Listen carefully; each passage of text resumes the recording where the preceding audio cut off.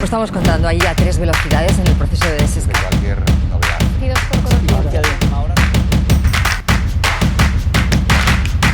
Bueno, hoy es domingo. Durante el fin de semana el Ministerio de Sanidad no actualiza sus datos, pero sí lo hacen buena parte de las comunidades autónomas que en las últimas 24 horas han notificado más de 3.600 contagios, sumando pruebas PCR y de anticuerpos. Sí conocemos las cifras, esas cifras notificadas, por ejemplo, por Aragón. Vamos a verlo en contagios, 3.600 contagios en total, es lo que decíamos, y por comunidades. Aragón baja el número de contagios hasta 272, suben a 661, por ejemplo, en el País Vasco. En Andalucía es el segundo peor dato, esos 647, segundo peor registro en los últimos 3 meses, y en Cataluña sube hasta 1.125 casos confirmados, una cifra, sin embargo, Clara Sedano, que es ligeramente inferior a la que conocíamos ayer.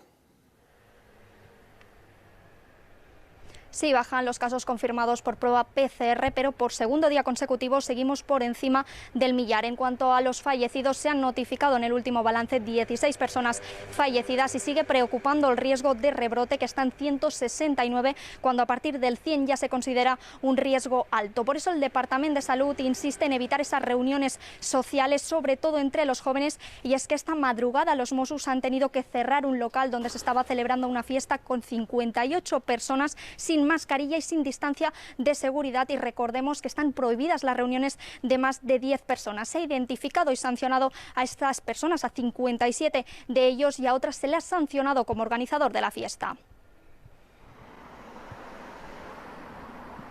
De nuevo cifras altas de positivos en Euskadi, hoy 661, y de nuevo test masivos, ayer más de 7.000, unos datos que preocupan especialmente en el ámbito educativo. Dentro de 15 días empieza el curso también en las residencias de mayores y en la hostelería.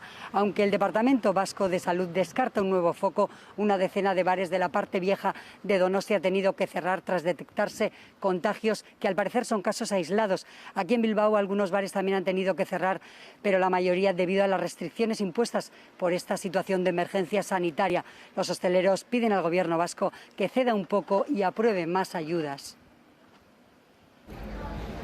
Galicia suma hoy 158 casos activos, suben ligeramente respecto a ayer. En solo una semana la Xunta ha notificado más de 1.000 nuevos contagios. A Coruña es la provincia más afectada y en el Hospital de Ferrol 23 de sus profesionales están aislados tras detectar un positivo entre su plantilla. Hoy Andalucía notifica 593 nuevos casos. En apenas 3 días la comunidad suma casi 2.000 contagios, la mayoría en las provincias de Almería y Málaga. También aumentan los ingresos en hospitales, ya son 267, más de un centenar que hace una semana. La cifra de muertos también sube, 20 en los últimos 7 días. En la Comunidad Valenciana las cifras siguen al alza. Sumaron ayer 483 infectados y 11 nuevos brotes. En los últimos 5 días se han superado los 2.000 nuevos positivos. El Hospital de Castellón suspenderá a partir de mañana las cirugías por un posible brote. También en Canarias los casos incrementan día a día. Ayer hubo 271 infectados más, la mayoría en la isla de Gran Canaria. Son 100 más respecto al día anterior. Y en Murcia el último recuento muestra un ligero descenso. Hay 144 nuevos casos, con especial atención a Lorca, el municipio con mayor incidencia de coronavirus. Entre los días 11 y 17 de agosto se realizaron en España 438.600 pruebas PCR y 33.700 dieron positivo. Es algo más de un 7,5% del total de las pruebas. Destacamos en esta tabla que pueden ver los datos de algunas comunidades autónomas. Por ejemplo, en Cataluña se han realizado en esa misma semana, en ese mismo periodo, algo más de 73.000 pruebas, 69.000 en Madrid, 42.000 en el País Vasco. También el número de casos confirmados dentro de ese periodo de esas pruebas PCR, y vemos, por ejemplo, pues 5.100 en el caso de Cataluña, algo más de 10.000 en el caso de la Comunidad de Madrid, en torno a 3.000 en el País Vasco o en la Comunidad Valenciana. Trasladamos todos estos datos que vemos en esta tabla a un mapa, los datos de todas esas comunidades autónomas, y vemos como el número de positivos sobre el total de pruebas es, por ejemplo, bajo en Asturias o en Baleares, en Islas Baleares,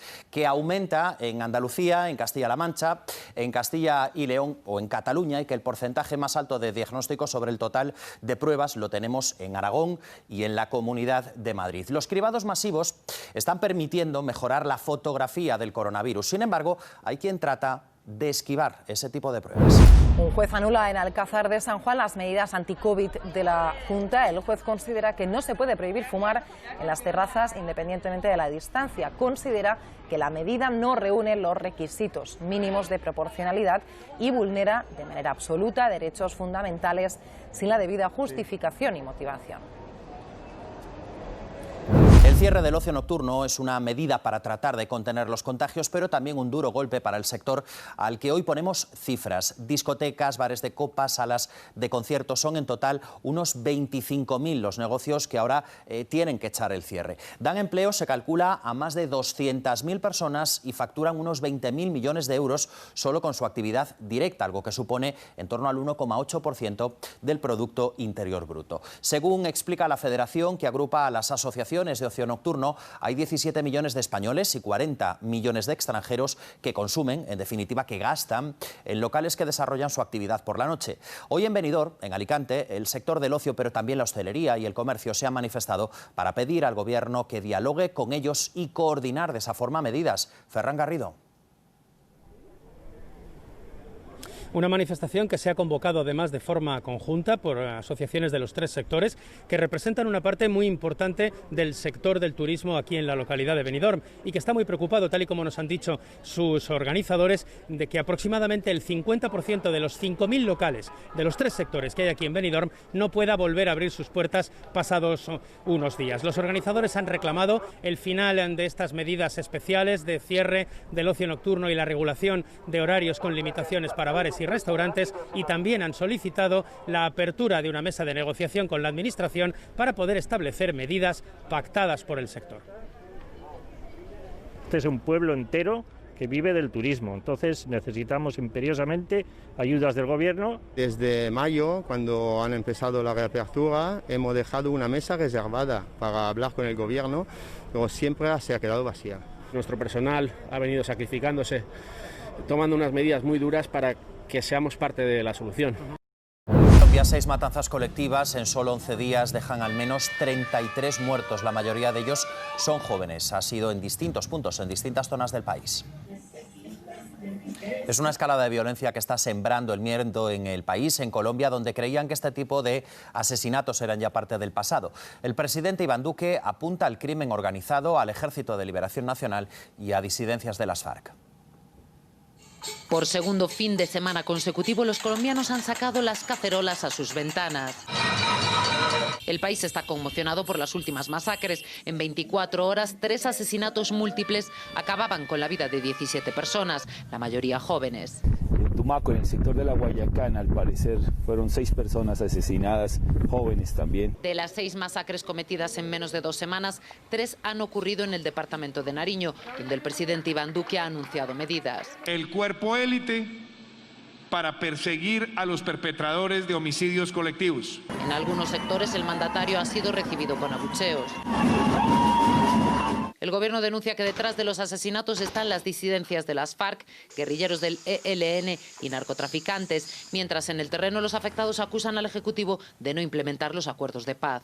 Estos crímenes recuerdan el pasado más sanguinario de Colombia. La población civil está siendo masacrada por grupos armados ilegales que se disputan los territorios en los lugares donde no llega el Estado. En Perú, al menos 13 personas han muerto por asfixia cuando trataban de huir de una fiesta clandestina a la que había llegado la policía. Ha ocurrido en una discoteca en la capital, en Lima, donde hay toque de queda por la pandemia. Los jóvenes quedaron atrapados entre una puerta y una escalera. La policía niega el uso de gases lacrimógenos, como afirmaban algunos testigos. Bueno, y no dejamos Estados Unidos porque tras la convención que nominó a Joe Biden como candidato a la presidencia del país por el Partido Demócrata, esta semana se reúnen también los republicanos para designar candidato al actual presidente, a Donald Trump. La polémica ha llegado esta vez por el voto por correo. Caravanas de coches y flotillas de barcos para apoyar a Trump en vísperas de la convención republicana que arranca mañana. durará 4 días en los que Trump estará omnipresente y culminará el jueves con la aceptación de la candidatura, nada menos que en los jardines de la Casa Blanca, lo que ha levantado polémica por el uso de un edificio federal para un acto de partido. El martes intervendrá la primera dama Melania Trump, un discurso esperado porque se recuerda el que dio hace 4 años, plagiando párrafos enteros de un discurso de Michelle Obama. Parece que finalmente el formato de la convención será más virtual que presencial, aunque 300 delegados republicanos de 50 estados tienen previsto reunirse en Charlotte, Carolina del Norte, para designar a Trump. Allí en las últimas horas ha habido protestas en contra de que se celebre la convención. Y todo en un contexto de agrio enfrentamiento a propósito del voto por correo, que puede resultar decisivo en plena pandemia. La Cámara de Representantes ha aprobado un presupuesto adicional de 25.000 millones de dólares para reforzar el servicio postal y evitar retrasos. Pero los republicanos pueden todavía frenarlo en el Senado. Creen que el voto por correo favorece a Biden.